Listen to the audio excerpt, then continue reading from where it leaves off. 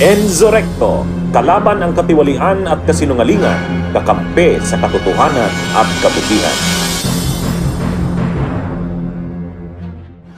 I'd like to start this discussion with a question that hopefully will allow our kababayans who are watching, listening, to understand the situation. Of course, I pose it also to the parties. If the government had in mind that there's a business, and of course, a particular businessman or businesswoman who is violating a lot of laws pertaining to the operation of their business, be it customs law, BIR, regulations, can they just proceed and pwede ba silang basta na lang mag-request ng dokumento o mag-file ng kaso na requiring the businessman and the corporation to produce those documents? Pwede ba? So yun ang pag-isipan natin, no? Kasi yun ang tanong eh. Similarly, ginagawan ko lang ng ibang analogy para maintindihan ng mga kababayan natin. So this is the essence,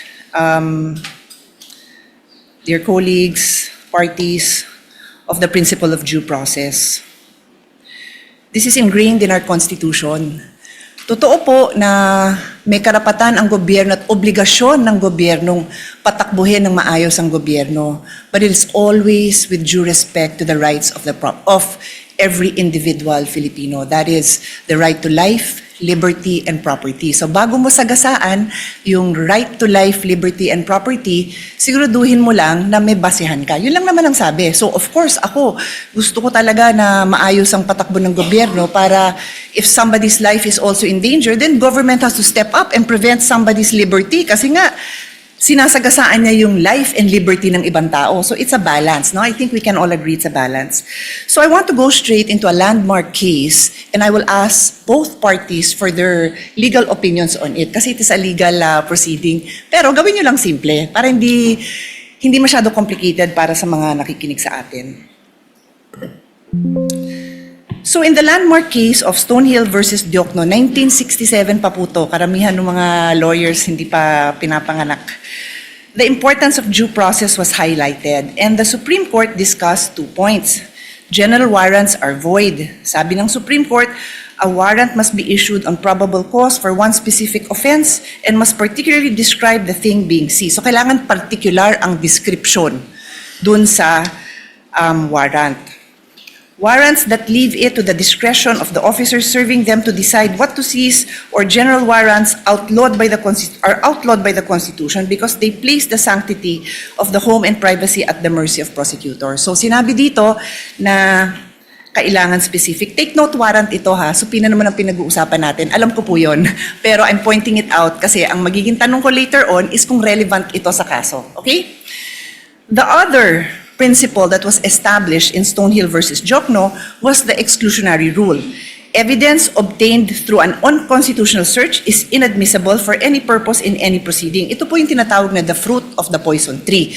Pag nakuha mo yung information dun sa bawal na paraan, kung ano yung information mo, bawal ipakita yon. And this is where I need to get guidance from the presiding officer.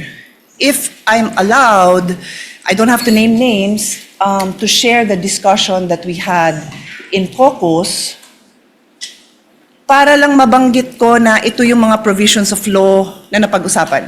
Am I allowed to do that? Would you like me to approach you? Please let me know because I will abide. Basically, because ang nangyari is we had our own discussion and I want to mention the provisions of law that we discussed. I don't have to mention names. The lady may proceed. Okay, thank you.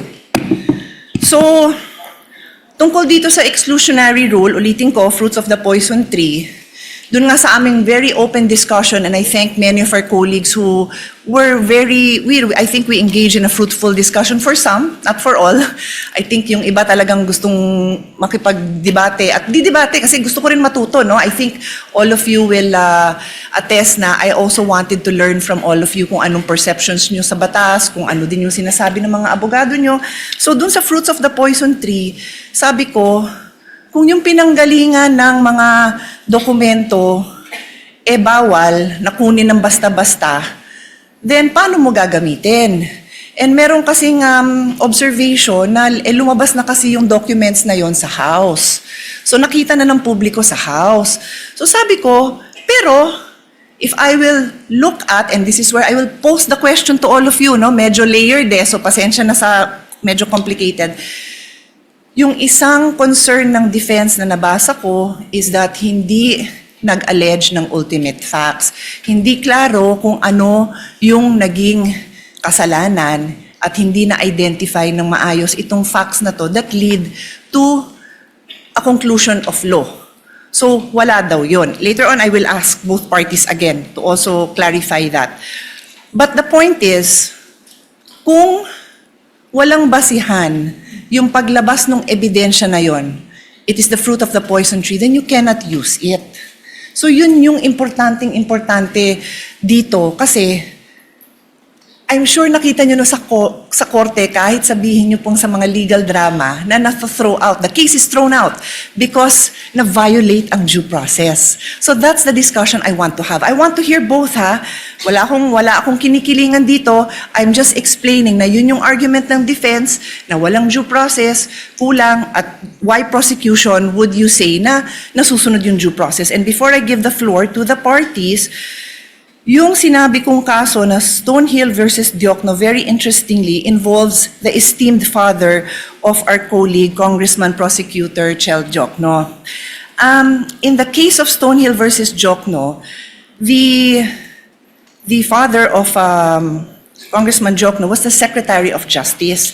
And in this case, the government, through the Secretary and other prosecutors, suspected that Harry Stonehill and his associates and several corporations that they controlled were violating central bank laws, tariff and customs laws, Internal Revenue Code, and the Revised Penal Code. So nag-request sila ng issuance of search warrant. At ang gusto nilang tingnan is books of accounts, financial records, vouchers, receipts, ledgers, etc., and other documents showing all the business transactions. Stonehill and the other petitioners filed a petition before the Supreme Court arguing that the search warrants were general warrants because they did not particularly describe the things to be seized. So, general pa pala yun. Books of accounts, financial records, receipts. General pa pala yun. And the Supreme Court ruled that indeed, general warrants are void. Warrants must be based on probable cause. Nasabi ko na yun, ano? And then the case also adopted the exclusionary rule, holding that evidence seized under an unconstitutional warrant is inadmissible. So, I now pose my questions. Applicable po ba ang kaso na ito, Hill versus Diokno, as far as the prosecution is concerned, and then also for the defense, applicable?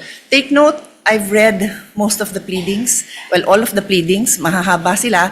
I kinda know your answer, but sa dami, I like to hear it again, and I think, of course, karamihan ng kababayan natin did not read it. So explain natin sa kanila, because this is a landmark case. Kung ikaw ay law student na magbabar, ito yung mga kasong titingnan mo. So malay mo, matanong yan sa bar. So nakatulong man lang tayo dun sa mga bar students na maliwanagan sila. Baka mamaya trick question to. Is it applicable or not? That is my question. I will sit down and then I will come back for my next. Thank you. Thank you, Your Honor. If I may be recognized. The member of the panel of prosecutors may proceed to give his answer. Thereafter, the counsel for respondent may do so as well. Iba po ang konteksto ng search warrant na naging main issue sa Stonehill versus Diokno. Sa konteksto po natin na sa PINA ang pinag-uusapan.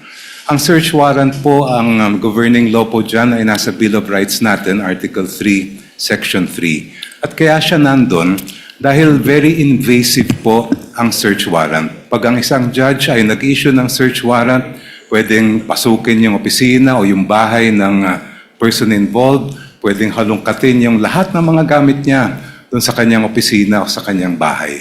Kaya po naglagay ng maraming limitasyon ang ating konstitusyon dahil marami ng pang-aabuso, marami ng mga halimbawa ng pang-aabuso na nangyari kahit noon pa. Iba po ang pinag-uusapan natin ngayon. Ang pinag-uusapan natin ngayon ay subpoena. Hindi po ito license to enter an office or to search any place. Ito po ay mismong humihiling lang ng mga dokumentong nakasulat sa loob ng subpoena.